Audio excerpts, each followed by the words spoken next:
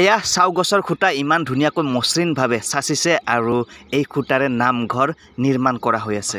সকলোকে নমস্কাৰ জনাই আজিৰ মই এই ভিডিঅ'টো আৰম্ভ কৰিছোঁ আৰু মাজত মাত্ৰ 1 মাহ বাকী আছে আৰু এমাহ পিছতে মানে 9, 10 আৰু 11 ফেব্ৰুৱাৰী তাৰিখে ৰঙিয়াৰ মৰাণজানাৰ এই বিশাল হাতীখোলা পথাৰটো হৰিনামৰ ধ্বনিৰে মুখৰিত হৈ থাকিব আৰু এইফালে ৰাস্তাৰ কামো যথেষ্টখিনি আগবাঢ়িছে আৰু এতিয়া ৰুলাৰেৰে ৰাস্তাটো ধুনীয়াকৈ বনাই আছে আৰু ৰাস্তাটো 2 লেন যুক্ত বনাই আছে আৰু মুঠতে অধিৱেশনখনক লৈ পূৰ্ণ প্ৰস্তুতি চলি আছে আৰু ইতিমধ্যে ভক্তসকলে বিভিন্ন ঠাইৰ পৰা আহি ইয়াতে শ্ৰমদান কৰি আছে আৰু মুঠতে অধিৱেশনখনক লৈ ময়ো খুবেই আগ্ৰহী আৰু এতিয়া অধিৱেশনখনৰ হেফালে গৈ আছোঁ আৰু হেফালে কি কাৰ্য চলিছে কাম কিমান দূৰ আগবাঢ়িছে সেইখিনি মোৰ এই ভিডিঅ'টোৰ যোগেদি আপোনালোকে দেখিবলৈ পাব। মই এতিয়া হাতীখোলা পথাৰৰ বহুত ভিতৰলৈ সোমাই আহিছোঁ আৰু এই পথাৰখনৰ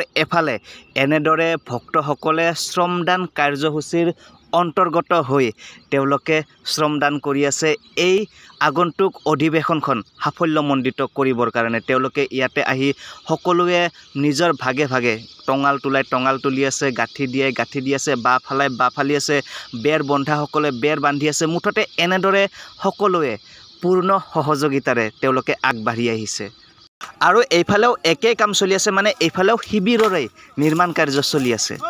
মুঠতে এই বিশাল পথাৰখনৰ আপুনি যিফালে চকু ফুৰাই সেইফালে কেৱল পূৰ্ণ গতিত কাম চলি থকা দেখিবলৈ পাব আৰু এইফালে যদি চাই এইফালে শিবিৰৰ কাম এইফালে চলি আছে আৰু এইফালেও টঙাল তুলি আছে, কামি ফালি আছে আৰু গাঁঠি দি আছে। মুঠতে পূৰ্ণ প্ৰস্তুতি আৰু কৃষ্ণ আৰু দাদাসকলে এনেকৈ বেৰৰ কাৰণে নাৰা আনি আছে। কৃষ্ণ দাদা কৃষ্ণ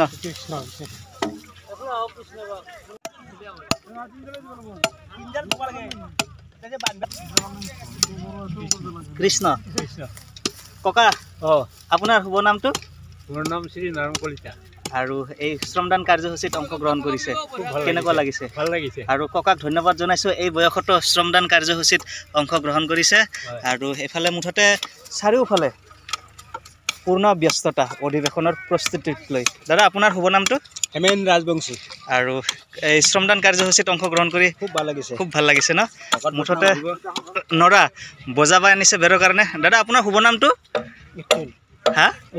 অতুল আৰু দাদাক ধন্যবাদ জনাইছোঁ এই শ্ৰমদান কাৰ্যসূচীত আহিছে। আগন্তুক ফেব্ৰুৱাৰী মাহৰ 9, 10 আৰু 11 তাৰিখে ৰঙিয়াৰ মৰাণজনাৰ এই বিশাল খেতিপথাৰ শ্ৰীমন্ত শংকৰদেৱ সংঘৰ অধিৱেশনৰ বিভিন্ন অনুষ্ঠানেৰে জাকজমক হৈ থাকিব এই পথাৰটো আৰু এইফালে চাওক গোটা বাঁহ ইমান ধুনীয়াকৈ কাটি চাৰিওফালে ধুনীয়াকৈ বেৰ দিছে আৰু ইয়াতে হ'ব পতাকা বেদী আৰু পতাকা বেদীৰ প্ৰস্তুতি চলি আছে। কৃষ্ণ আৰু আপোনালোকে দেখিবলৈ পাইছে এইটো এটা শিবিৰ। এই বিশাল হাতীখোলা পথাৰৰ ঠায়ে ঠায়ে এনেকুৱা শিবিৰ আছে আৰু এই শিবিৰবিলাকতে আমাৰ ভক্তসকলে থাকি শ্ৰমদান কৰি আহিছে আমাৰ যি আগন্তুক হ'বলগীয়া শ্ৰীমন্ত শংকৰদেৱ অধিৱেশনখন সাফল্যমণ্ডিত হোৱাৰ কাৰণে আৰু তাকে লৈ খুবেই ময়ো আশাবাদী অধিৱেশনখনলৈ। মই এতিয়া আছোঁ বিশাল ৰভাখনত আৰু এই বিশাল ৰভাখনতে 9, 10 আৰু 11 তাৰিখে বিভিন্ন কাৰ্যসূচীৰে এই ৰভাখন ৰজন জনাই থাকিব আৰু এইফালে চাওক ৰভা যিখিনি বাঁহৰ কাম সেইখিনি কৰা হৈছে আৰু এইখন নামঘৰ নিৰ্মাণ কৰি থকা হৈছে।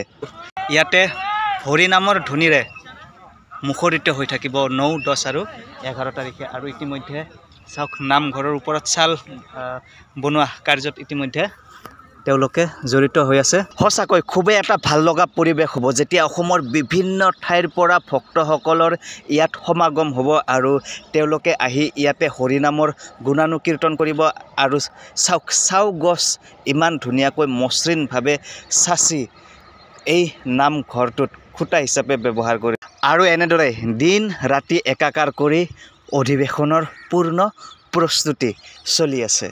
যেতিয়া পূৰ্ণাংগ ৰূপ পাব তেতিয়া চাবলৈ আৰু কিমান যে ধুনীয়া লাগিব।